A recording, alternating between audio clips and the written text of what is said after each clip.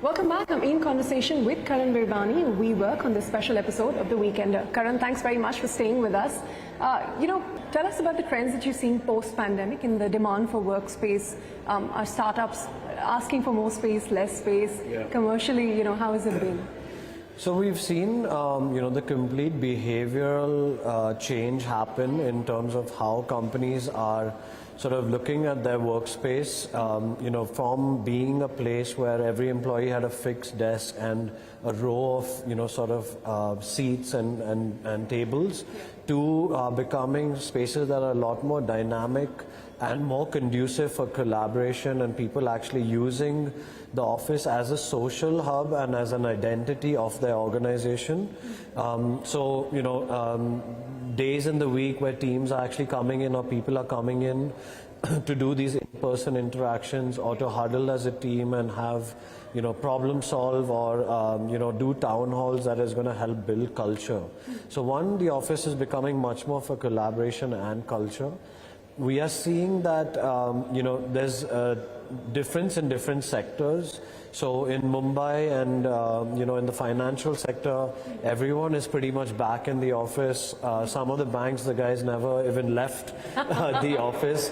Whereas, in Bangalore, some of the tech companies are facing a challenge in bringing people back to an office in a permanent basis, and I think that's what's giving rise to this hybrid model. Yeah. So, through the pandemic, we came out with these products like WeWork On Demand and our All Access product, which basically gives individuals or companies the ability to come to an office when they want and not actually carry that cost on for so long. That's taken off so much, and I think it's a lot to do, and it's a transitionary way of bringing sort of employees back.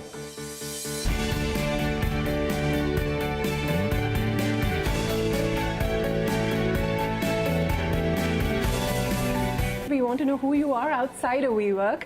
So let me start by asking you, who is Karan Virwani, if not the CEO of WeWork?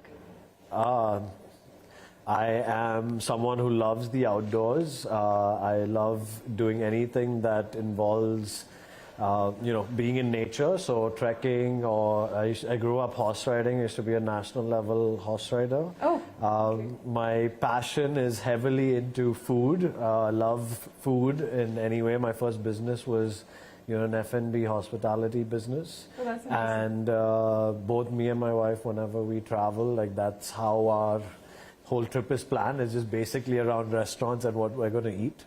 And pretty much that. And as a family, we've been within the real estate business for the last 30 years. So I think I've grown up in this kind of environment. If you actually did take that advice and have your vision on the long-term goals, what are they? Will you continue to be, do you see yourself at WeWork, or do you see yourself going back to the family business? Where will you be?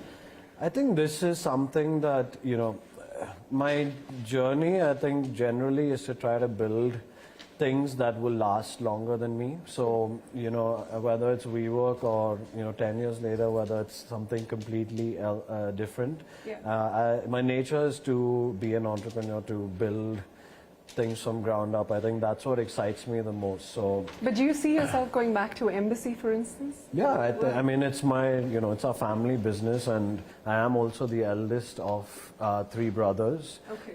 So I am already sort of involved, at a high level, and it's such a great platform that's allowed us to build businesses similar to WeWork that, the opportunities that will come in the future to do stuff from that platform is also invaluable.